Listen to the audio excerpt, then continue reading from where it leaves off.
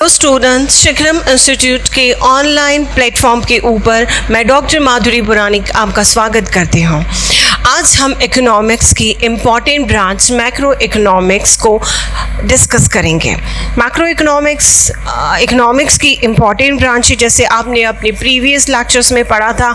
Economics की दो branches हैं, micro economics and macro economics. तो आगे हम मैक्रो इकोनॉमिक्स का फर्स्ट जो यूनिट है वो स्टार्ट कर रहे हैं। Macro economics definition. Macro economics is the branch of economics. जैसे मैंने आपसे कहा, मैक्रो इकोनॉमिक्स की इंपॉर्टेंट ब्रांच है एंड ये डील करती है इकोनॉमिक को एज अ होल। यानी मैक्रो इकोनॉमिक्स किसी पर्टिकुलर इंडस्ट्री, यूनिट, फर्म का स्टडी नहीं है, बल्कि पूरे इकोनॉमिक होल का, पूरे इकोनॉमिक्स के सारे एग्रीगेट्स का एक इकोनॉमिक के होल एग्रीगेट्स का स्टडी करते हैं। जैसे इसके अंदर हम फैक्टर्स पढ़ते हैं, national income, total employment, inflation etcetera. की फैक्टर एरियाज है नेशनल इकोनॉमिक्स के। जो की फैक्टर एरियाज है उसमें सबसे पहले है नेशनल आउटपुट, यानी इसके अंदर जीडीपी आता है, ग्रॉस डोमेस्टिक प्रोडक्ट जिसे कहते हैं। नेक्स्ट आता है इन्फ्लेशन जिसे हिंदी में मुद्रास्फीति कहते हैं। हम इसे स्टडी करेंगे। अनएम्प्लॉयमेंट यानी अनियोजन। एक राष्ट्र के लिए, एक देश के लिए बहुत बड़ी समस्या होती है अनएम्प्लॉयमेंट, क्योंकि जिस राष्ट्र में लोग काम करना चाहते, people wants to work but they are not able to find employment. So ये पढ़ेंगे हम अनएम्प्लॉयमेंट के अंदर। नेक्स्ट होता है इकोनॉमिक ग्रोथ। एक कंट्री का ओवरऑल डेवलपमेंट में बहुत इंपॉर्टेंट कंट्रीब्यूशन होता है इकोनॉमिक डेवलपमेंट में, इकोनॉमिक ग्रोथ का। ग्रोथ क्या होती है? ग्रोथ यानी वृद्धि, आर्थिक वृद्धि एक कंट्री को डेवलप्ड, अनडेवलप्ड और अंडर डेवलप्ड कंट्री की कैटेगरी में ले जाती है। उसके बाद we studied about balance of payment, जिसे शॉर्ट में BOP भी कहते हैं। BOP यानी बैलेंस ऑफ पेमेंट एक कंट्री के एक स्पेसिफिक टाइम पीरियड में जो टोटल अदर कंट्री के साथ एक एंटायर कंट्री के जो ट्रांजैक्शंस होते हैं वो कंसीडर किए जाते हैं बैलेंस ऑफ पेमेंट में। Next, importance. अभी मैक्रो इकोनॉमिक्स की इम्पॉर्टेंस क्या है? सी, अगर हम if we are studying macroeconomics, so we have to understand what is the importance of macroeconomics. Macroeconomics is really important to understand the broader economic environment. Broader यानी large level पे, economy यानी आर्थिक, और environment यानी पर्यावरण। देखो, आर्थिक पर्यावरण या इकोनॉमिक एनवायरनमेंट को स्टडी करना बहुत ज़रूरी होता है, क्योंकि कई ऐसे डायरेक्ट इनडायरेक्ट रीज़न है जो आपके कंट्री की इकोनॉमी को अफेक्ट करते हैं, तो उन पे नज़र रखना ज़रूरी है। तो उसका काम हम यहाँ पे नेशनल जो आपकी इकोनॉमिक है उसके एनवायरनमेंट को ध्यान रखने के लिए हम मैक्रो इकोनॉमिक का स्टडी करते हैं। फिर हमारे लिए इम्पॉर्टेंट है help to making informed policy decision. See, every country government prepares some policy and procedure for entire world for every year। जैसे आपको पता है हमारे देश में हर साल मार्च में बजट आता है, उसमें हमारी monetary policy, fiscal policy and other procedures को बनाया जाता है। उसके पीछे रीज़न क्या होता है? उसके पीछे जो इम्पॉर्टेंट रीज़न होता है कि आपकी कंट्री के का डेवलपमेंट को एक बूटअप किया जाए, एक डायरेक्शन में उनको तेज़ी से भेजा जाए। तो उसके लिए हमें ज़रूरी है कि हम इकोनॉमिक पॉलिसी के डिफरेंट फैक्टर होते हैं उनकी से रिलेटेड इंफॉर्मेशन लें, ताकि हम एक बेहतर इकोनॉमिक डिसीजन पॉलिसी को क्रिएट कर सकें। Study of national and global economic issue. See, another need of study of macroeconomics is study of national and global economic issues. जैसे मैंने स्टार्टिंग में कहा था, मैक्रो इकोनॉमिक्स के अंदर हम होल कंट्री इकोनॉमी के बारे में स्टडी करते हैं, तो उसके अंदर हमें एक इम्पॉर्टेंट प्रॉब्लम फेस करनी पड़ती है, इन्फ्लेशन। अनदर है अनएम्प्लॉयमेंट। इन्फ्लेशन के अंदर क्या होता है, मैंने कहा था it's a important aggregate of macro economics. अभी क्या होता है ये इन्फ्लेशन के अंदर एक कंट्री के अंदर स्पेसिफिक टाइम पीरियड, जैसे फाइनेंशियल ईयर बोला जाता है, उस पर्टिकुलर टाइम पीरियड में उस कंट्री की जो मनी है उसका सर्कुलेशन में ज़्यादा आ जाना, या इन्फ्लेशन जो ऐसी सिचुएशन होती है जिसके अंदर मनी की जो वैल्यू होती है वो बढ़ जाती है। And unemployment, we are familiar with this word unemployment. See, unemployment is a situation, as I explained before, जहाँ पे people wants to work but work is not available. They are able to work but not able to find a work. Okay, so we discussing inflation, unemployment and other important issues. So it help, macroeconomics help us to study about national and global issues. Next, अभी इसका कुछ examples हैं. Understanding economic policy lie monetary and fiscal policy. See, every government of a country design, formulate, implemented economic policy for a particular time period. It means government जो होती है वो एक country की फिस्कल पॉलिसी को बनाती है, मॉनेटरी पॉलिसी को बनाती है, ताकि कंट्री के पीपल उसको इम्प्लीमेंट कर, उसको फॉलो करके अपने इकोनॉमिक डेवलपमेंट को प्रॉपर डायरेक्शन दे सके। तो अभी इसके लिए हम क्या करते हैं, मॉनेटरी पॉलिसी क्या होती है, जिसे मौद्रिक नीति होते हैं। मुद्रा, हमारे देश की मुद्रा रुपीज़ है, मौद्रिक नीति बनाकर सरकार मनी की सर्कुलेशन, मनी के यूज़ और इसकी इम्पोर्टेंस को कंट्रोल में रखती है, उसको ऑब्जर्वेशन में रखती है। दूसरा होता है फिस्कल पॉलिसी। ये भी सरकार जो है एवरी ईयर बनाती है, और सरकार का जो बजट है वो उसके साथ ही ये सब चीज़ें एक के बाद एक सरकार एवरी ईयर डिज़ाइन करती है। तो इसको भी हमें अंडरस्टैंड करने में मैक्रो इकोनॉमिक्स हेल्प करता है। Analysing effect of global recession and बूम्स। Recession क्या होता है, रिसेशन मीन्स एक कंट्री के अंदर एक पर्टिकुलर टाइम पीरियड में मंदी आना। देखो, मंदी और बूम दो है जो हमेशा फॉलो करते। इसको ऐसे समझो कि एक कंट्री का जो फाइनेंस से सर्कुलेशन है वो डाउनफॉल की तरफ जा रहा है, गवर्नमेंट एफर्ट कर रही है बट फिर भी प्राइसेस डाउन हो रही है, डिमांड अफेक्ट हो रही है, सप्लाई मार्केट में है बट कस्टमर्स नहीं है। तो इन सब चीज़ों को हम रिसेशन के अंदर करते हैं। रिसेशन एक कंट्री में आता है, we cannot avoid it. Trade cycle जो होता है उसके ये पार्ट होते हैं। और उसके साथ बूम, ये एक ऐसी सिचुएशन होती है जब आपकी कंट्री का जो इकोनॉमी जो होता है वो टॉप पे जाता है। इसको हम फ्लोरिश सिचुएशन कह सकते हैं, जहाँ everything is on top, money बहुत अच्छा है, रिजल्ट बहुत अच्छे मिल रहे हैं। तो इनको अंडरस्टैंड करने में हमें मैक्रो इकोनॉमिक्स हेल्प करता है। नेक्स्ट, अभी हम बात करते हैं different thoughts of macroeconomics. See, macroeconomics जो था उसकी जो बिगनिंग हुई है वो 1936 के आसपास हुई है।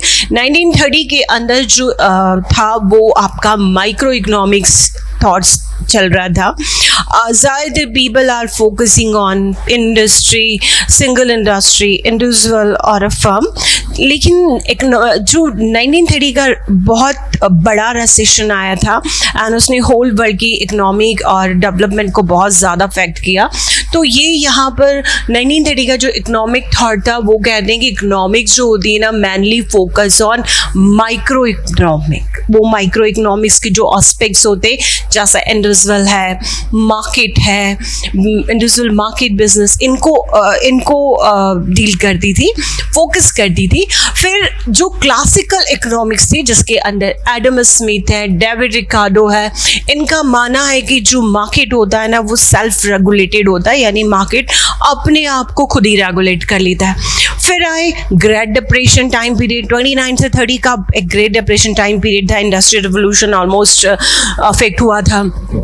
तो यहाँ पर जो है काफ़ी सारे सीवियर जो डाउनटर्न जो है वो डाउनटर्न राइज क्वेश्चंस थे जो क्लासिकल इकोनॉमिक्स के ऊपर क्वेश्चंस किए गए थे।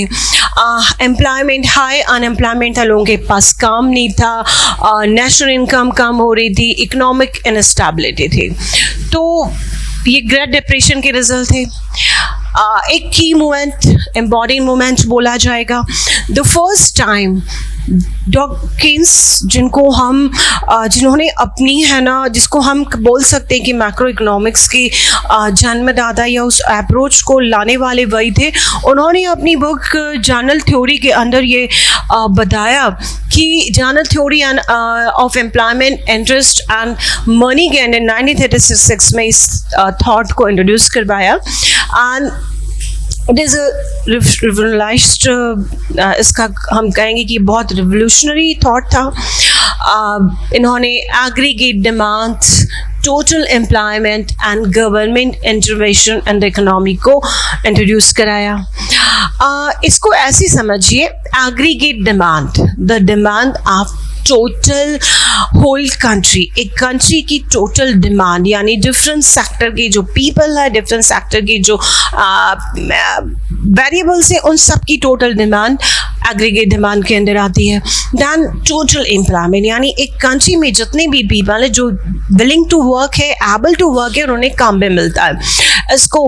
And government intervention in the economic. See, government intervention होता क्या है? गवर्नमेंट इंटरवेंशन मतलब सरकार की सरकार का दखल अंदाजी या सरकार का भागीदारी या सरकार का जो आपकी इकोनॉमिक होती है उस पर नज़र रखना। देखो, government control economic by intervention, वो इंटरवेंशन करके इकोनॉमिक को कंट्रोल करती है, वो बहुत इंपॉर्टेंट है। तो ये थॉट जो है वो केन्स लेकर के आए थे अपनी बुक के अंदर। सी, केन्स का जो क्रिटिसिज्म था क्लासिकल इकोनॉमिक्स में वो ये था कि markets are not always self regulated. जो ओल्ड अप्रोच थी क्लासिकल इकोनॉमिक्स थे वो इस बात को बार बार कहते थे कि जो मार्केट है वो तो सेल्फ रेगुलेटरी है, उसे तो रेगुलेशन करने की ज़रूरत नहीं, उसे रेगुलेटरी प्रोसेस में जाने मतलब उसके ऊपर कोई रेगुलेशन या रेगुलेटरी मशीन देने की ज़रूरत नहीं है। बट किसने कहा इट्स नॉट अ ट्रू, ये वाकई में सत्य नहीं है। उन्होंने ये कहा कि मार्केट हमेशा सेल्फ रेगुलेटरी नहीं होता, उसे रेगुलेट करना पड़ता है। And government intervention is some time necessary to stabilise the economic. आपकी राष्ट्र के इकोनॉमिक को स्टैब्लिश करना है, स्टेबलाइज करना है, स्थिर करना है, तो सरकार को हस्तक्षेप करना होगा, गवर्नमेंट को इंटरवेंशन करना होगा, तभी सारी चीज़ें according to rule, according to regulation process में आएंगे। नाउ की कॉन्सेप्ट, जो एग्रीमेंट, इसकी जो की कॉन्सेप्ट इंट्रोडक्शन है उसमें हम ले रहे हैं aggregate demand and supply, total demand and supply. What is the total demand and supply?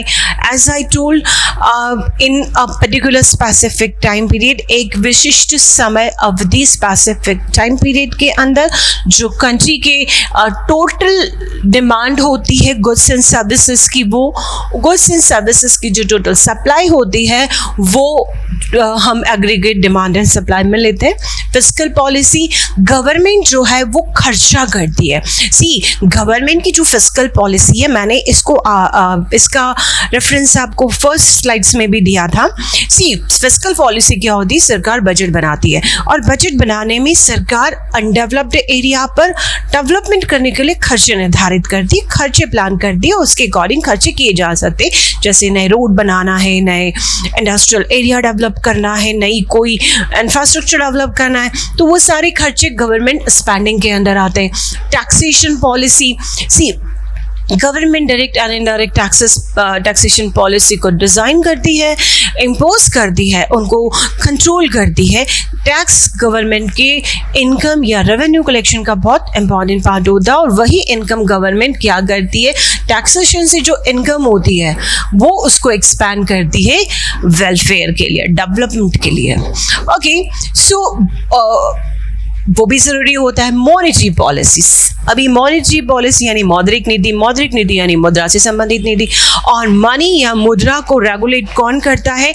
In every country वहाँ का जो रिजर्व बैंक ऑफ इंडिया होता है, रिजर्व बैंक होता है, सेंट्रल बैंक होता है, वो इसको रेगुलेट करता है. इंडिया में reserve bank of India central bank जो है उसकी पोजीशन, उसका रोल प्ले कर रहा है.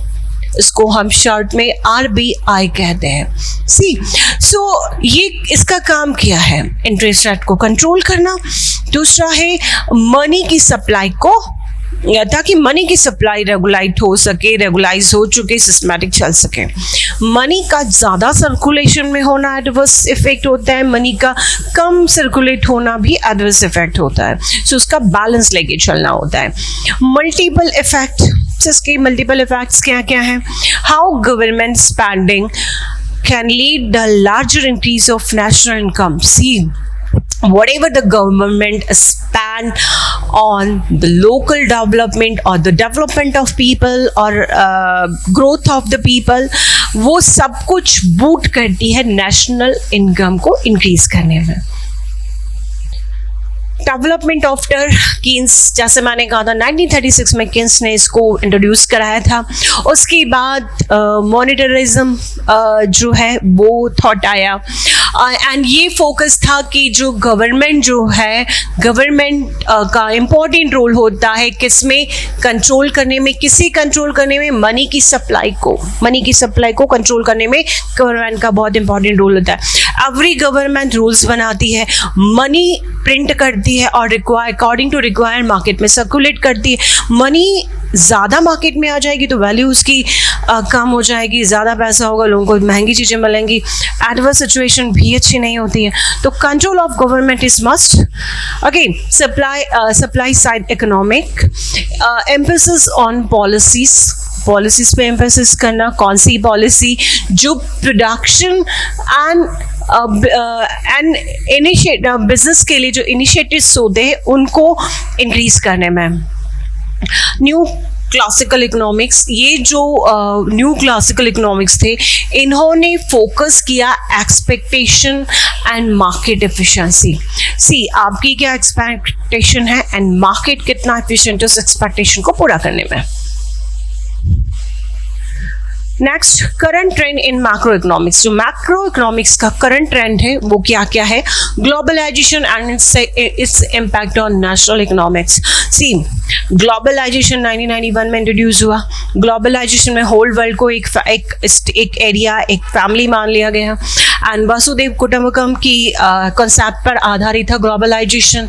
एंड इसने क्या करा, इसका नेशनल इकोनॉमिक पे क्या इम्पैक्ट है वो देखना होता है. Role of technology and innovation. आजकल टेक्नोलॉजी में बहुत तेजी से डेवलपमेंट हो रहा, तो उस टेक्नोलॉजी का रोल कहाँ पे? इनोवेशन. टेक्नोलॉजी और इनोवेशन का रोल आपकी इकोनॉमिक ग्रोथ पर क्या है वो पता करना. Then climate change. See, as we are seeing, due to so many reasons, climates are changing very frequently, and उस climate change के कारण आपकी सस्टेनेबिलिटी के कारण मैक्रो इकोनॉमिक्स इशू क्रिएट होते हैं, और उस मैक्रो इकोनॉमिक्स इशू को स्टडी करना माइक्रो इकोनॉमिक हेल्प करता है, मैक्रो इकोनॉमिक्स हमें हेल्प करता है. अभी इसकी एप्लीकेशन क्या क्या है? रिस्पॉन्सेस टू द कोविड-19 पैंडमिक. अभी before few years we face the कोविड-19 पैंडमिक, और इसके क्या क्या इफेक्ट थे, इसको कैसे सॉर्ट आउट करना.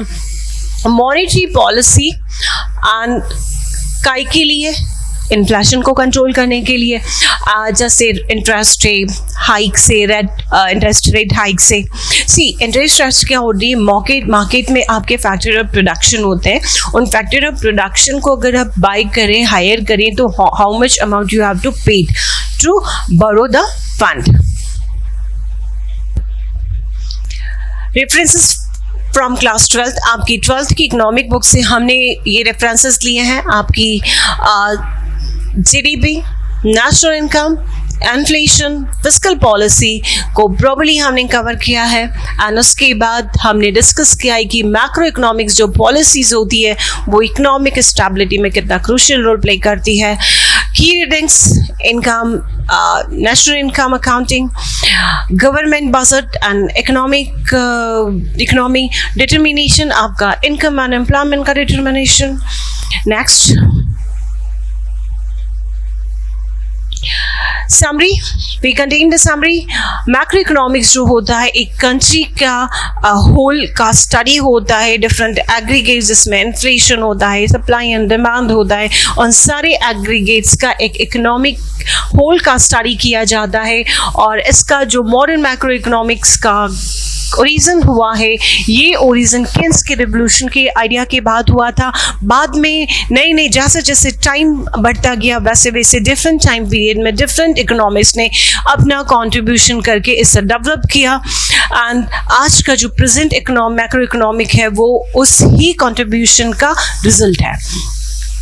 रेलेवेंस, आजकल मैक्रो इकोनॉमिक्स की जो थ्योरी है वो पर्टिकुलर जो टाइम पीरियड है जहाँ पे development, economic and overall development बहुत इंपॉर्टेंट होता है, उस पर फोकस करना ज़रूरी होता है, तो उस के रेफरेंस में ये बहुत इंपॉर्टेंट हो जाता है। Thank you. आई होप कि आपको आज का ये डिस्कशन एक्सप्लेनेशन पसंद आया होगा। Thank you.